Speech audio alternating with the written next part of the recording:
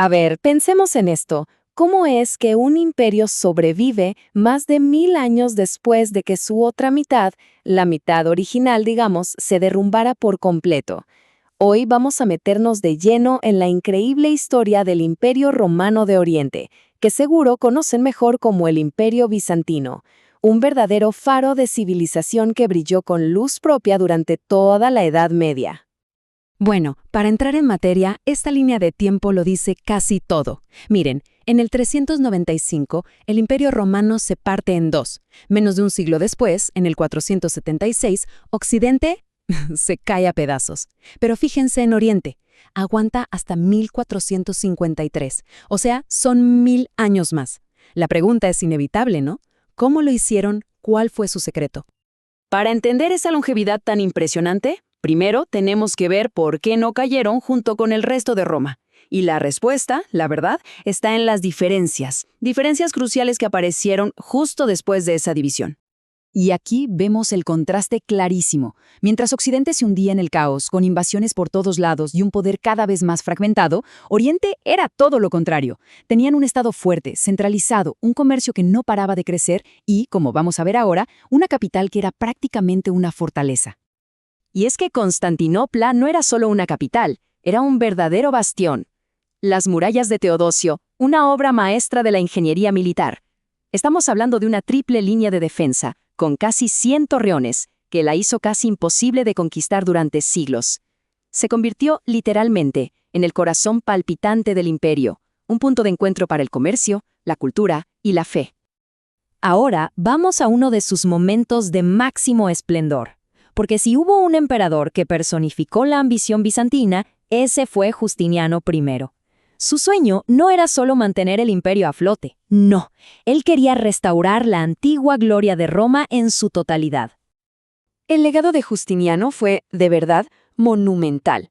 Por un lado, expandió el mapa con unas reconquistas súper audaces, pero no solo eso, también nos dejó el Corpus Juris Civilis, que es la base de muchísimos sistemas legales que usamos hoy. Y por supuesto, después de casi perderlo todo en unos disturbios terribles, los de Nica, levantó la impresionante Basílica de Santa Sofía, un símbolo de poder y fe. Eso sí, toda esta ambición tuvo un costo altísimo, vació las arcas del imperio y sin saberlo, plantó las semillas de crisis futuras. Y es imposible hablar de Justiniano sin mencionar a su esposa, la emperatriz Teodora. Durante esos disturbios de Nicá, cuando Justiniano ya estaba listo para huir, para escapar, fueron estas palabras de Teodora las que lo convencieron de quedarse y pelear.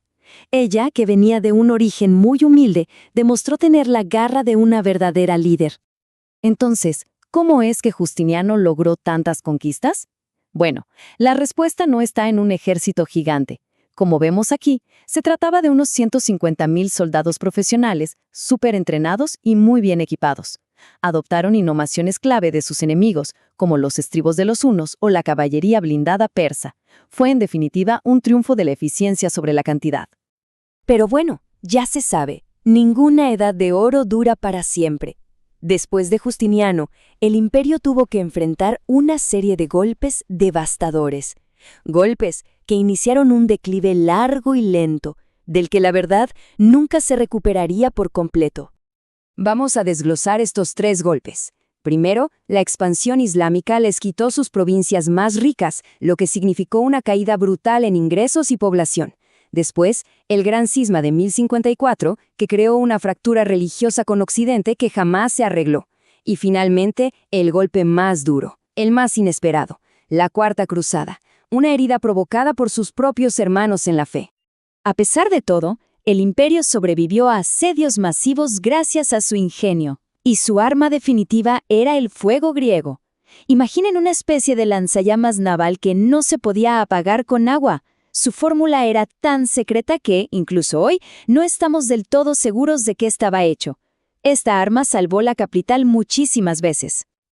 Pero claro, ninguna tecnología podía protegerlos de la traición. En 1204, los caballeros de la Cuarta Cruzada, que se supone que iban a atacar Egipto, se desviaron y en su lugar saquearon Constantinopla de una forma brutal. Este evento destrozó el imperio, lo rompió en pedacitos y lo dejó vulnerable para siempre. Fue sin duda el punto de no retorno. Y así llegamos al acto final. 200 años después de esa traición, lo que quedaba del Imperio bizantino, ya muy debilitado y pequeño, se enfrenta a un nuevo poder formidable, uno que iba a cambiar las reglas de la guerra para siempre. La clave de la caída fue, en una palabra, la tecnología. El sultán otomano Mehmed II contrató a un ingeniero húngaro, un tal Orban, para construir los cañones más grandes que el mundo había visto. Unas superbombardas que lanzaban proyectiles de cientos de kilos, diseñadas con un único propósito: derribar esos muros que habían protegido la ciudad durante un milenio. La situación era desesperada. Solo hay que ver los números. Apenas 7.000 defensores, liderados por el último emperador, Constantino XI, contra un ejército otomano de al menos 80.000 soldados. Era la clásica historia de David contra Goliat, solo que esta vez Goliat tenía artillería pesada. La genialidad táctica de Mehmed II fue simplemente asombrosa. Cuando su flota no pudo romper la cadena que protegía el puerto del Cuerno de Oro, hizo algo que nadie se esperaba. Transportó sus barcos por tierra, rodeando las defensas, y los volvió a poner en el agua justo detrás de las líneas enemigas. Una maniobra que sin duda destrozó la moral de los defensores. Finalmente, el 29 de mayo de 1453, después de 53 días de bombardeos sin parar, las murallas cedieron. Cuentan que el último emperador, Constantino XI, se quitó sus insignias imperiales y murió luchando en las calles como un soldado más. Con su muerte, el Imperio Romano, en todas sus formas, llegó a su fin. La ciudad cayó, el emperador murió. Fin de la historia, ¿no? Pero, ¿de verdad significa que su influencia desapareció por completo? Porque el fin de Bizancio fue en muchos sentidos un nuevo comienzo para el resto del mundo. Y aquí está su verdadero legado, lo que nos dejaron. Bizancio no solo fue un escudo para Europa durante siglos, sino que su caída, irónicamente, encendió una nueva era. Los sabios que huyeron de Constantinopla llevaron todo el conocimiento clásico a Italia, ayudando a desatar el Renacimiento. Además, fue el cimiento de la Iglesia Ortodoxa, una fe que sigue viva. Y su concepto de imperio fue tan potente que hasta inspiró a los zares rusos a declarar a Moscú como la tercera Roma. Un eco de 1000 años que, más que desvanecerse, ayudó a construir el mundo en el que vivimos hoy.